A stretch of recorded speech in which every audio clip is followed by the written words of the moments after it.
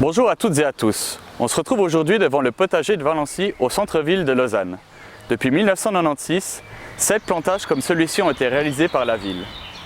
C'est dans ces jardins que des centaines de jardiniers et jardinières entretiennent la biodiversité et la nature en ville. Mais finalement, qu'est-ce que la biodiversité en ville? Birgit, jardinière dans ce plantage, a eu la gentillesse de nous accueillir pour nous aider à répondre à cette question et nous présenter son jardin ainsi que les espèces qu'elle cultive.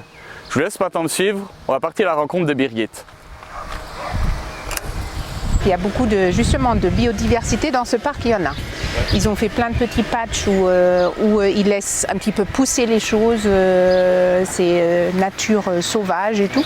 Il y a la biodiversité pour certains et pour d'autres c'est des haricots verts chaque année et surtout rien à côté et puis on arrose un petit peu de je ne sais quoi. Je m'intéresse beaucoup à la permaculture, à des choses un petit peu plus écologiques parce qu'on ne peut pas jardiner comme on a jardiné à l'époque. Alors c'était important parce qu'il fallait avoir différents légumes tout au long de l'année. Donc il y avait une certaine diversité des cultures. Mais alors il n'y avait pas des mauvaises herbes, ça c'est sûr. Mauvaises herbes, c'est pour ça, ce mot-là normalement ça ne devrait pas exister parce que ça en fait partie de la biodiversité. Mais tout était bien arrosé de pesticides, d'herbicides.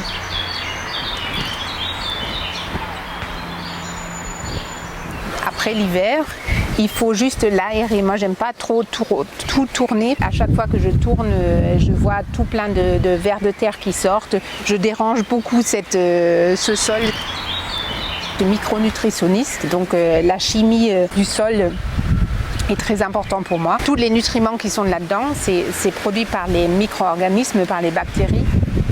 Et ça rentre dans mes plantes. Et du coup, mes plantes deviennent plus saines et plus renforcées. Ils ont plus de minéraux, etc. Un sol sain et très diversifié avec plein de micro-organismes et plein de petites bestioles, c'est important autant pour les plantes que pour la qualité de la terre et pour la qualité de notre écosystème intérieur aussi. Et c'est pour ça que je paille et c'est pour ça que je fais attention que le sol reste couvert. Quand je coupe les feuilles des plantes à la surface parce qu'ils sont en fin de culture, je repose ça sur la terre, donc ça refait du humus. Tout ce que vient de la terre doit retourner dans la terre. Alors je rajoute un petit peu de humus avec des vers de terre dedans. Parfois je traite avec un purin d'ortie, mais ça dépend. Si j'ai l'impression que la plante elle démarre pas ou qu'il y a quelque chose avec des feuilles, je mets systématiquement ça.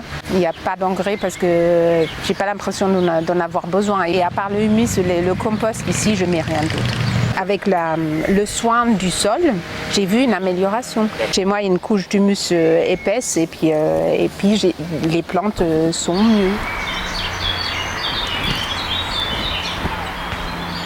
Et je plante beaucoup plus près les uns des autres, comme ça le sol est plus couvert. Ça c'est aussi un des principes pour que les plantes puissent évoluer. Il faut les associer, il faut les mettre les uns à côté des autres pour que ça couvre le plus possible le sol. Et j'ai tellement peu de place que j'ai pas non plus toujours le choix de mettre que les espèces qui vont vraiment bien ensemble. Mais si par exemple je fais mes plants de tomates, j'essaie de mettre du basilic à côté parce qu'ils aiment bien ça. Je mets du chou à côté parce que les tomates ils aiment bien être entre les plantes de choux, ils poussent mieux, il y a moins de nuisibles qui vont se mettre sur les plants.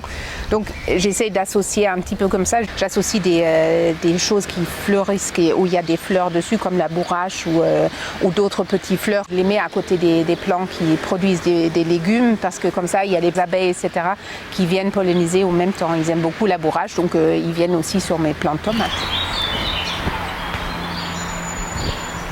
Je change un petit peu l'emplacement des cultures, j'essaye de faire attention à ça, j'essaye d'essayer d'éviter de mettre des choses qui ne vont pas du tout ensemble parce que ça j'ai un petit peu en tête, donc voilà, avec la rotation des cultures, au fur et à mesure ça se fait comme ça d'une année à l'autre.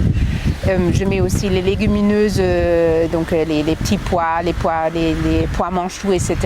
J'essaie de les mettre en rotation de culture justement parce qu'il y a du kalium qui est tiré par les légumineuses dans le sol et du coup les autres plants après vont mieux pousser. J'ai aussi des bisannuels qui reviennent l'année d'après. Et puis je laisse souvent pousser les semences. Il y a des petites tomates qui s'enroulent, qui vont quelque part sur un buisson, je ne vois plus. Et puis quand il y a un plant de tomates qui monte, je le laisse monter. Il a certainement une raison pour laquelle il s'est mis là, il s'est mis à pousser. J'essaye de mettre le plus possible de choses, rien que par le plaisir d'avoir beaucoup de différents plants. J'ai un outil que je préfère, c'est une sorte de crochet avec lequel j'arrive très bien à enlever le petit plant avec la racine et qui n'est pas très invasif. Et toutes les plantes que j'arrache, je les mets au compost. Alors de respecter le sol, de le travailler le moins possible, le respect de ce qui nous entoure, planter que du local. Normalement j'essaie toujours de rester dans le local, je fais mes propres plantons pour les tomates, ne pas traiter d'une manière chimique la rotation des cultures et ne pas trop arroser ou faire quelque chose pour ne pas devoir trop arroser. Il y a des choses qui manquent dans les jardins, peut-être des petites haies ou plus d'étages. La biodiversité, c'est respecter la terre, sa complexité et dans toute sa beauté. J'aimerais voir beaucoup de cultures diversifiées parce que la nature, on imite la nature comme ça. La nature, elle n'est jamais juste une plante, il faut une diversité. L'autre côté, c'est justement de cultiver son jardin intérieur autant au niveau de la biodiversité intérieure que le mental.